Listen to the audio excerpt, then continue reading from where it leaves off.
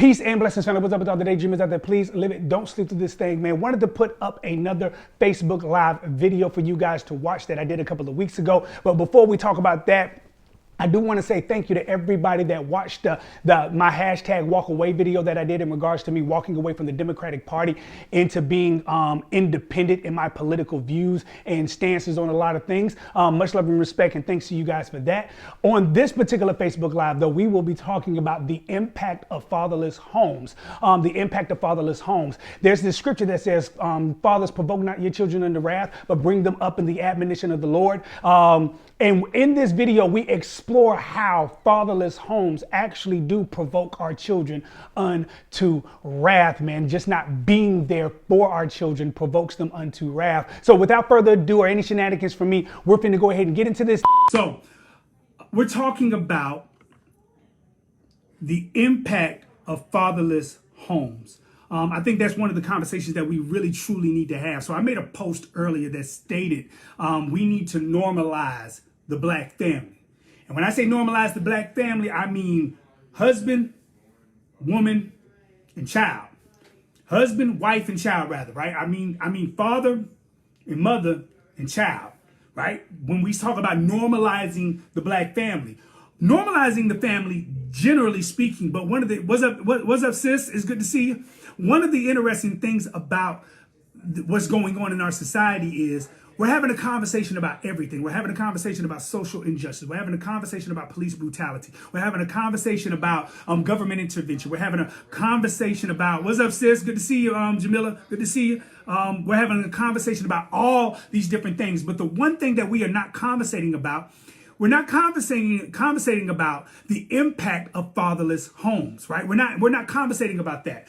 Everything has taken center stage. Everything has taken the attention off of the actual things that are going on inside our community that is causing our communities, not just the black communities, but of course, any community that suffer from this. But I have to say specifically to the black community is the reality that we don't have fathers in the home, or we don't have fathers that are actually really involved in the child's life, right? Now, you might be from the perspective that that is not true because the people you hang around are invested and involved, and that sounds really great, right? But statistics would speak otherwise, right? And statistics would actually speak to the negative impact of not having fathers in a child's life. So again, let me make sure I make this clear. We have spent so much time talking about social injustice by the government or by the country of America, right? Then we talk about police brutality and we march on the streets and we riot, we get mad, peaceful protests, whatever the case may be, where we're out there and we really with it. But the one conversation that we skip over or we lack the conversation in having is the fact that fathers are not consistently present in the homes of their children. So how do we change the DNA of the community? Well, you obviously can see what I'm saying. Bring back the missing chromosome link in the DNA chain of a life in a child, which is the father. I find it extremely amazing that we understand and we comprehend that it takes two. It takes two to create the baby. Even if the father is not present inside the room with the woman having sexual intercourse, she still needs to go down to the sperm bank, quote unquote, to get impregnated by some dude's sperm in order to have a baby. So we comprehend and we understand. What's up, Miko? We comprehend and understand that it takes two to create the baby. But what I find very interesting is that we debate, we fight over, and we disagree on whether it takes two to raise the child, right? Or we don't hold accountability in our own community for those that choose not to be a part of their child's life. Let me continue to move with some statistics real quick. In 2000, and we're going to use a lot of statistics to back this stuff up, guys. So this is community. We're having a community conversation on this one, guys.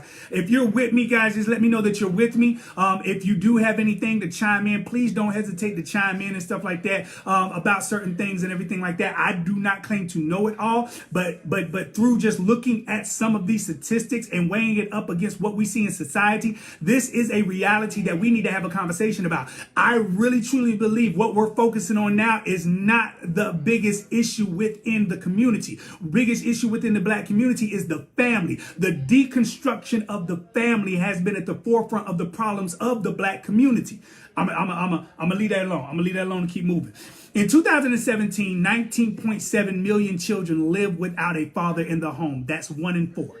A 2017 study has shown that 19.7 million children live without a father in their home. That's 1 in 4. What's up, Kayla? It's 1 in 4. Is 1 in 4. I want you to think about that. Another problem that's attacking the nuclear black family is 2 dads and 2 moms.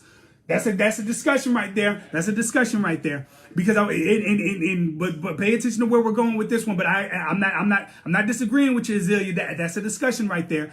I was at a community panel discussion years ago. Now let me give you something that gives some kind of insight to some of this, guys. I was at a community panel discussion years ago, and the topic of the community in relation to males being involved in the community came up, right? The comment was made that the man in the community needs to step back up and be the very thing that God has created him to be inside the community, right? Genesis chapter 1, 2, and 3. Matter of fact, let me start that over so you can understand what I'm saying. And I'm trying to read so I can stay on track, guys. What's up, Brennan? What's up, Zane? Welcome to the conversation, guys. I was at a community panel discussion years ago. Like, I was at the discussion on the panel years ago. And the topic of the community in relation to males being more involved in the community came up. The comment was made that the man in the community needs to step back up and be the very thing that God has created him to be. And so this is what came up. Genesis chapter 1, 2, and 3 were brought up as the example. It was brought up as the example. God gave man a home, quote unquote, the garden. Then he gave man a responsibility, which was to keep the garden and even naming the animals and all of the other stuff. And he was also given a law. And we all know that. I'm not going to get into the theological perspective about that and everything like that, right? He was to ensure and he was also to ensure that even the woman that came from his rib was to be a helper in the effort for upholding these 3 things. She was his help meet. She wasn't his prostitute. She wasn't his slave. She wasn't his second-class citizen. She was his help meet. The rib surrounds the body to protect vital organs so that the man doesn't die, right? That's what the rib is there for. It protects vital organs. It's a rib cage. It's there to protect and shelter. She is his help meet. That's for another conversation. Let's keep this thing going, right? And the thing that was brought up was the man failed to do these 3 things. And basically the husband needs to get back into the home. Basically, that's what they're saying. The man needs to get back into the home. He needs to get back into being involved inside the life of his family, right? All right, so pay attention. After now the audience heard this, amens were given. That's Bible. That's scripture. That's verse right there. Book, chapter, and verse. That was permeating, right, throughout the whole auditorium for what was stated on the panel. Well, after all the hand claps and amens in the majority of the room confirming that indeed this was right, they agreed that the man needs to get back involved and invested in the family, right? A young male stood up and held up his hand and said, hold up. He said, I grew up in a single parent home and I turned out all right. He then laid out his academic accomplishments and what he planned to do with his life and all the great things that his mother was able to accomplish for him and for herself, right? Single parent home. And he then championed, and with this comment, he championed the room by saying that coming from a single parent home, he did all right. He has done really, really good. He championed the room over a 2-parent home, over fathers being invested in a home, over husbands being brought back into the equation. He championed the room by stating that his single mother did all right. Now, I know there's single mothers out there. I grew up in a single parent home. Okay, let me give you my background. My father at the beginning, yeah, he was there. Things was really good. I don't know what the heck happened, but things went sour really fast. And then for a good bit, about 12 years, it was like utter chaos in my home. And the next thing you know, my mom and dad got a divorce. He left when I was in my preteens. And guess what? Didn't see my man since, right? And I mean, I've seen him since, but I'm saying for my teenage years and even into the bulk of my 20s, I did not have a relationship with my father. My mother did it all by herself. So I'm not talking from this perspective of I grew up with two parents and they were both really invested in me. No, I'm also coming from the perspective that I myself am a product of a single parent home. And guess what? Me, myself being a product of the single parent home, I still wish that I had my father. I still wish that my mama had a strong male in the home to help her through some of the rough times that she had with me and my siblings. I still wish for my past to be even today at the age of 39, Shawty, I still wish for my father to be in my life. I do not, at the age of 39, I still want to have a father figure to help guide, push, mold, and shape me. Even at 39, I still look for father figures in my life. And some of that has to do with the reality that my father was not and still is not present in my life. Let's move on. So he championed the room about single parents. And yes, that man should be applauded. And yes, that single mother should be also applauded. But the problem comes in when the champion of single parent life becomes the normal trophy of accomplishments. Let me say that again. I don't mean to be disrespectful. I don't mean to come off as if I'm being rude. Y'all know me. I'm brother preacher. I don't tell it like it is. There you go. Take it how you feel, shout it, right? But pay attention to what I'm saying. Yes, that man should be applauded. And yes, that single mother should also be applauded. But the problem comes in when the champion of being a single mother,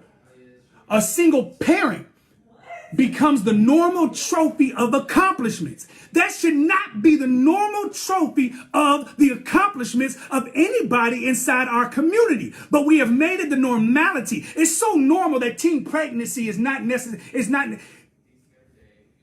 It's so normal that even teen pregnancy is just a normality in our society.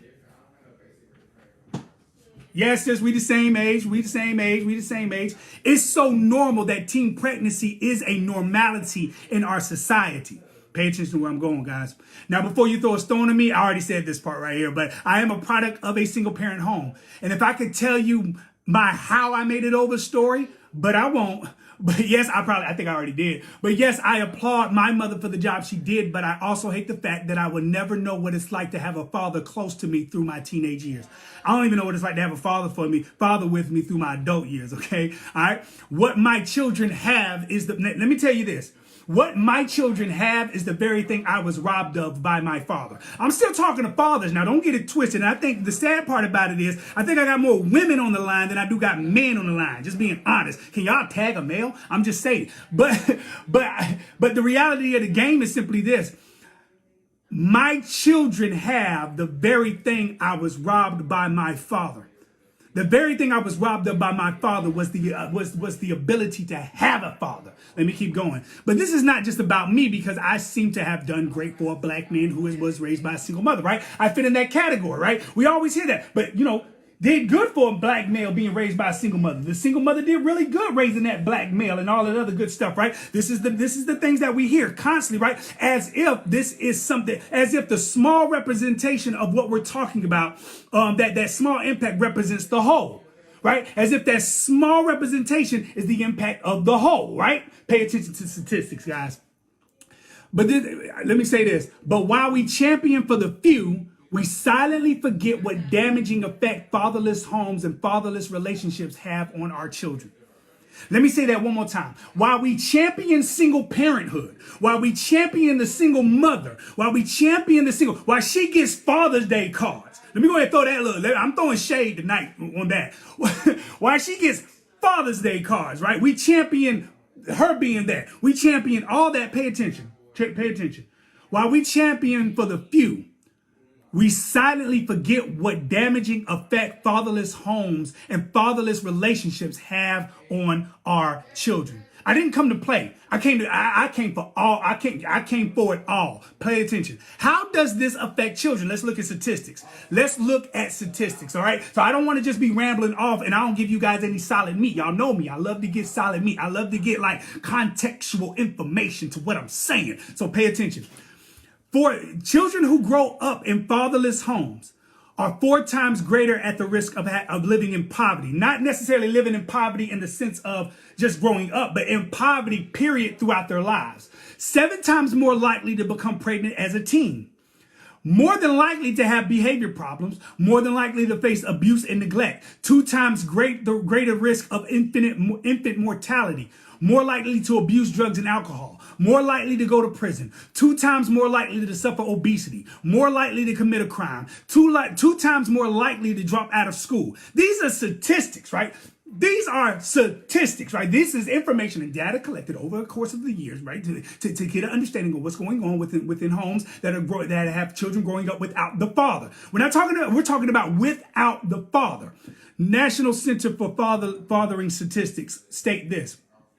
63% of youth suicide are from fatherless homes. That's 5 times the average. 90% of all homeless and runaway children are from fatherless homes. That's 32 times the average. 85% of all behavior disorders, 32 times the average. 80% of rapists with anger problems, 14 times the average. Come on, shawty, let's talk about this now. 71% of all high school dropouts, 9 times the average. 75% of all adolescent patients in chemical abuse centers come from fatherless homes, 10 times the average. Let's talk about it. So we out there. Oh my Jordan. We out there saying that we want social injustice dealt with. And we want police brutality dealt with. And we out there in droves in the middle of the street. Now I joined one of those protests, and to be honest with you, I kind of wish I didn't, because after I start to look at stuff, it makes me think a little bit different about what we're actually really fighting for. So we're out there marching for social justice. And we're doing a social injustice, according to statistics, to our own children. We are eternally cutting ourselves, bleeding ourselves, choking ourselves. But we want the government to fix the problem. This is an internal issue, ladies and gentlemen. Well, what about children with fathers? Children with fathers who are involved are 40% less likely to repeat a grade in school. Children with fathers who are involved are 70% less likely to drop out of school. Columbia University, what do they have to say? Children living in 2-parent households with a poor relationship with the father are 68% more likely to smoke, drink, or use drugs. So that's even, watch this, that's even on the scale of father being in the home, but there's a poor relationship. You just can't be in the home talking about, I'm a father. No. That don't cut it short, bread. That don't cut it short, bread. You are not supposed to just be in the home with your feet kicked up. You know those little raggedy, stupid memes that are coming across the doggone thing about my girl buying me the PS5 and all that other stuff. Don't buy that Negro no PS5. You tell that jive turkey get his hind pox up, do a good 40 plus hours worth of week work or something like that, get a hustle on, and he buy his own PS5, dagnabbit, especially if he ain't earned that thing. You don't buy no PS5 for no man that ain't earned nothing. You don't drop no $500, $600 on no man that ain't did nothing. Ain't did diddly squat, diddly do. Anyways, that's for another time. Now, this statistic is compared to all teens in a 2-parent household, and is compared to also to single mother households are at a 30% higher risk than those in 2-parent homes. So even with the parent, even with the father whose relationship is poor, even then the single parent home still has the greater risk. The greater risk is still in the single parent home. But again, you just can't be in the home as a male talking about this is your castle and you be king. No, sir, that's not how it rides. A king needs to earn his throne. And even the ones that inherit it have to prove themselves to the nation that they're worthy to rule. Or guess what happens? There will be a throw over of that monarchy. I'm just saying, let's keep it moving. Let's keep it moving. So those are statistics. Those are some statistics about that. So now I really want to get into something for you guys, man. Now we really finna talk that talk. Are y'all ready? Here we go. Let's get to it. It is an understatement to say that the male is not important. It is an understatement to say that men are not important. It is an understatement to say that fathers are not important. And finally, I will say it is an understatement to say that husbands are not important. And then I will go on further to say it is an understatement to say that male and female relationships within marriage is just something archaic of the past, when statistics specifically show that when males are not involved in the lives of their children inside a family cohesive unit, then we got problems. So what does this have to do with anything? What does this have to do with anything? What we see the impact of it. So what am I saying? What am I saying? Watch this. Pay attention. Pay attention. And I don't mind hurting nobody's feelings. I don't mind. I don't mind. Take it how you feel, Charlotte. Ephesians chapter 6 says this. Y'all know I got to bring scripture in. I'm a book, chapter, and verse type of guy. Ephesians chapter 6, verse 4 says this. Fathers, do not provoke your children to anger, but bring them up in the discipline and instructions of the Lord. How have we as fathers provoked our children unto wrath? The word wrath or anger comes from close beside, and also from the word meaning angry. Close beside and angry, combined together as a compound word in the Greek. It means to rouse someone to anger, or to simply put it, you push somebody's buttons.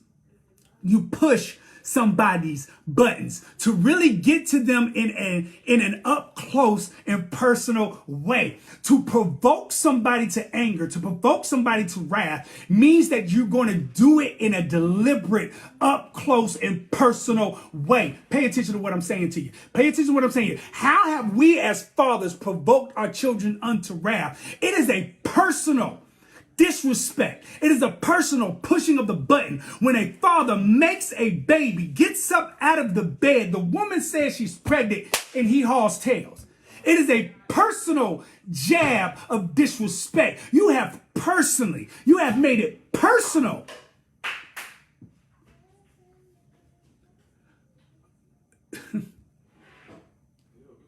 This is how we provoke our children unto wrath, fathers. By being fatherless in our homes, by being fatherless in society. So right now, we live in a society where right now we're simply calling for men to at least be active in their children's life. At least be a father, bro. Be an active, involved father. We can't even it's hard for us to get to the point where we're talking about be an active husband, because we just need these jokers to be active fathers. Guys, we have to be active in our children's life. Statistics is showing that we are the reason why our children are angry. You wonder why mama get all the praise? You wonder why mama get all the glory? You wonder why mama get all the love? It's because your jive turkey behind ain't there. It's because we ain't there. We ain't there. The statistics about children dropping out of high school, my oldest was talking about dropping out of high school. He was like, Dad, I just can't. And I said, no, son, we're Carters. We completed. I need you need to complete that. He's on his senior year, man. He just found out that he can be on track real soon, man. He's skinning and grinning with all the teeth showing, man, because he has the encouragement of his father. My middle son, he loves to do hair. He wants to be a singer. You think I'm not trying to encourage him and pour that into him? Man, go ahead and you run after that, boy. You run after that. We are provoking the impact of the father. So what I'm basically saying is this, guys. The impact of the fatherless home is the birth of the wrath of a new generation. I want y'all to hear what I just said.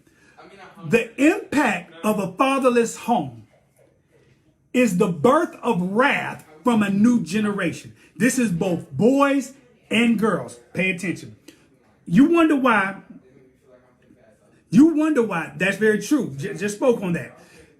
You wonder why that girl dates who she dates. She's looking for daddy. You wonder why she's willing to deal with the abuse. She's looking for daddy. I said this in an old live stream. My daughter does not need to go out dating dudes to look for dad. Period. Matter of fact, that's disgusting.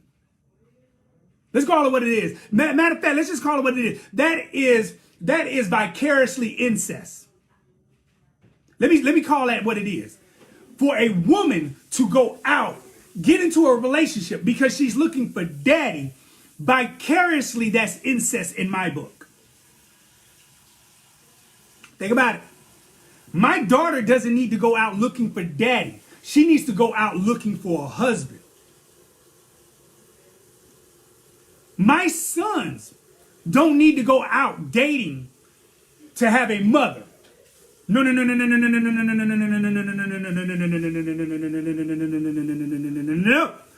They need to go out looking for a potential wife. At least that's what I teach in my household, right? Now, they're still their own human beings. They're still going to have their own decisions when they leave my house. They're going to do that. They're going to do what they're going to do. I understand that. But let's be 100. It is a sick, perverted thing for a woman to go out being in these relationships because she's trying to fill the void of a missing father. Because you who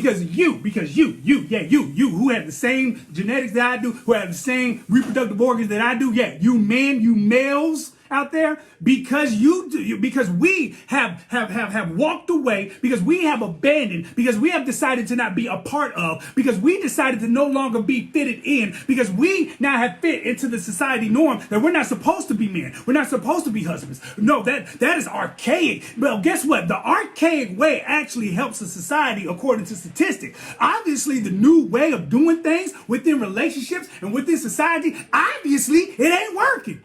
And there you have it, guys. Those are my thoughts on the impact of fatherless homes in America. I hope that it encouraged somebody. So I do appreciate and thank you guys for your support on that. Much love and respect. Peace.